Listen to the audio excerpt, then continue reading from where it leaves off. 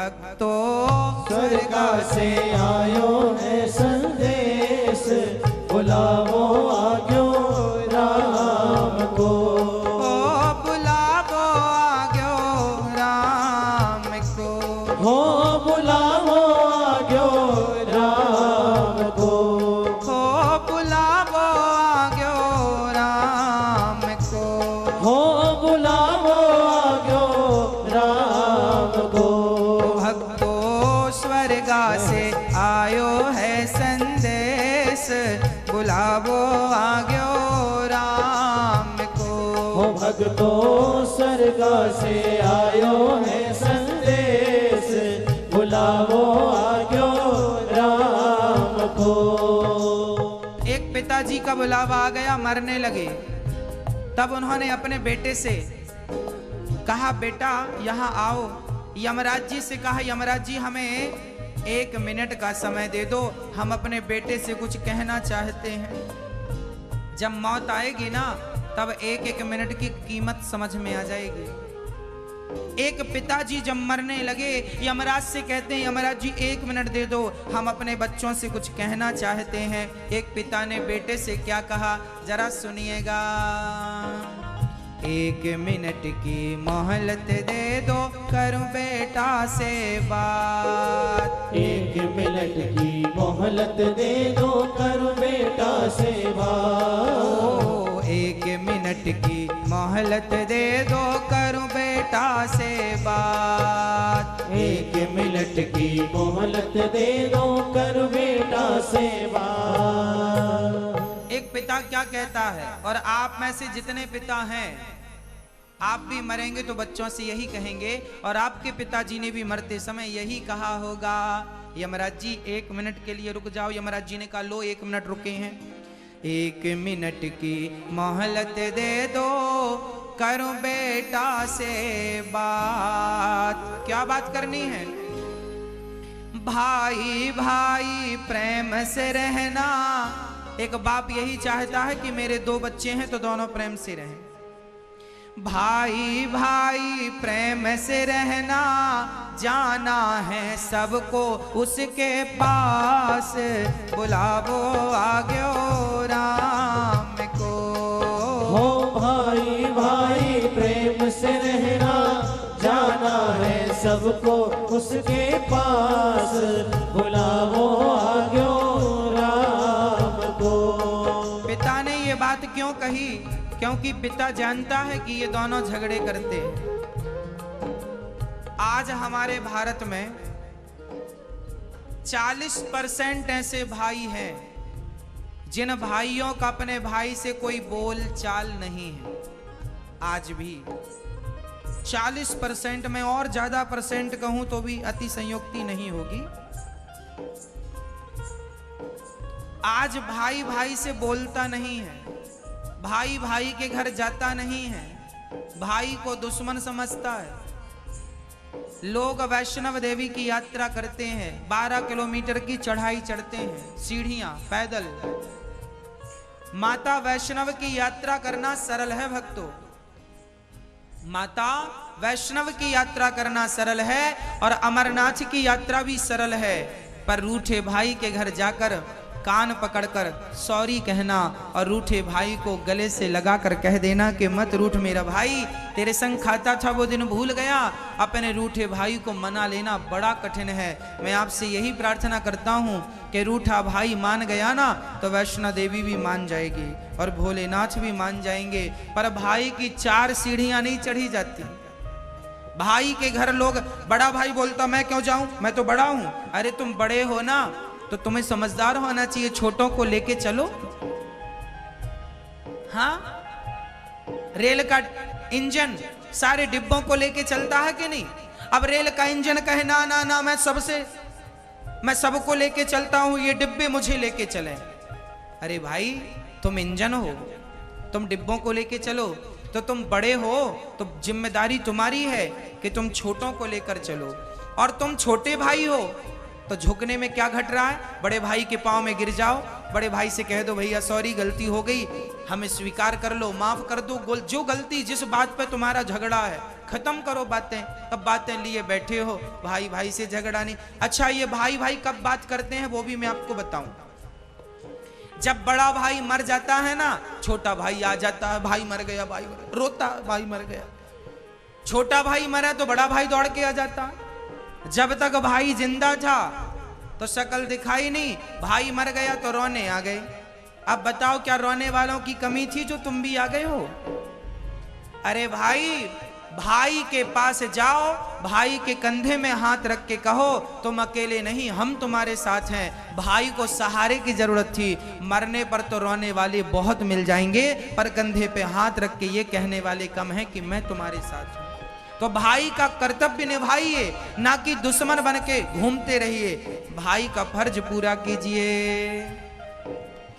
1 minute की मोहलत दे दो, करूं बहू से बात। 1 मिनट की मोहलत दे दो, करूं बहू से बात। 1 मिनट की मोहलत दे दो, करूं बहू से बात। 1 मिनट की मोहलत दे दो, करूं बहू से बात।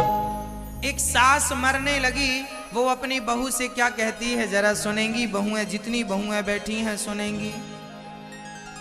1 मिनट की मोहलत दे दो, करूं बहू से बात।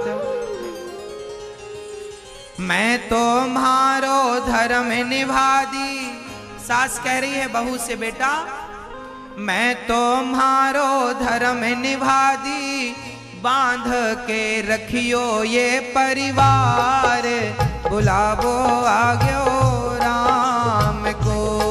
हो मैं तुम्हारो धर्म निभा दी, बांध के रखियो ये परिवार, बुलावो आग्यो राम को। सास कहती है मैंने अपना धर्म निभा दिया, अब बारी तुम्हारी है।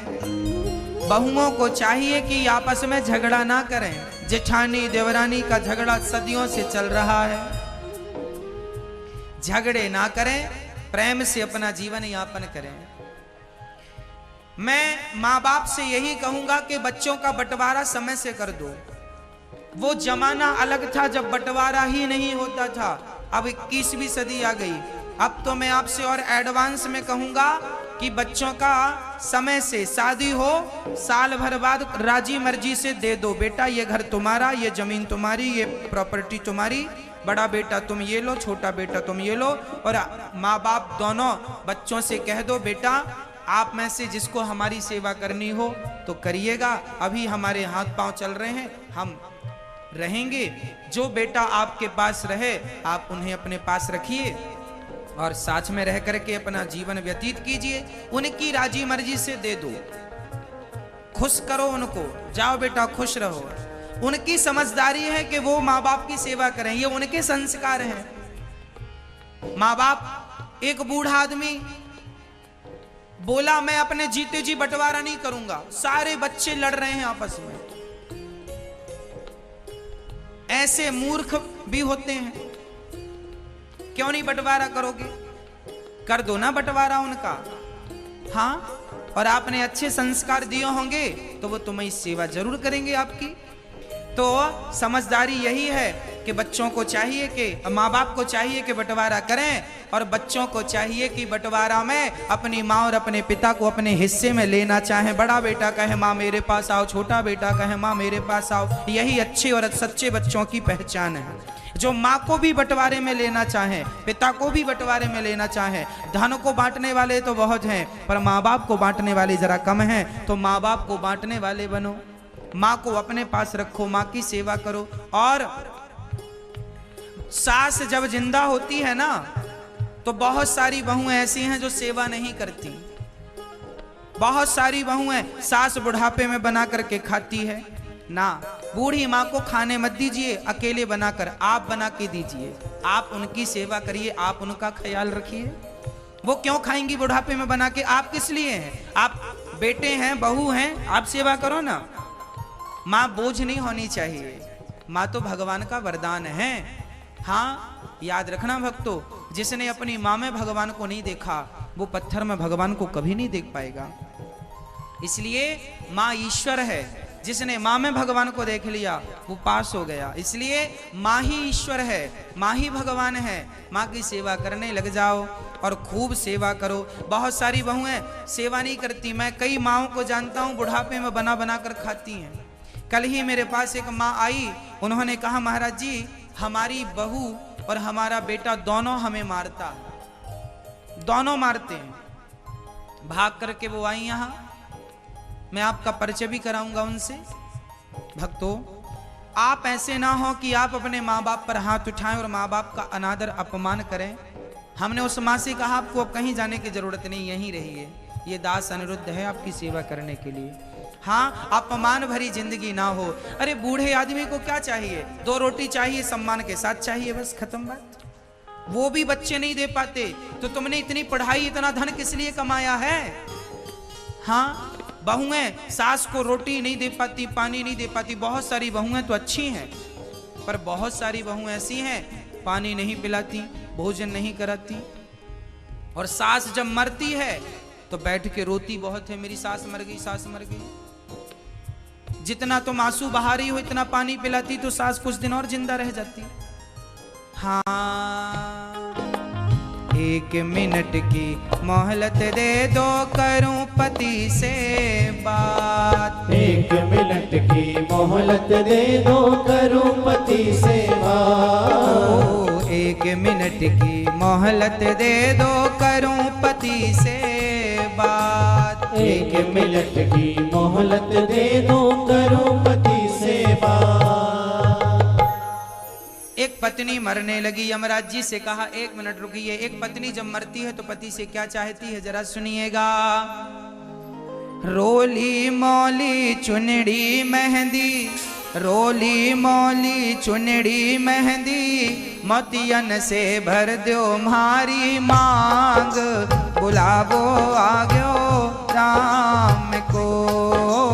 रोली मोली चुनड़ी मेहंदी, मोतियन से भर दो हमारी मांग, बुलावो आग्यो राम को। बुलावो आग्यो राम को, बुलावो आग्यो राम को।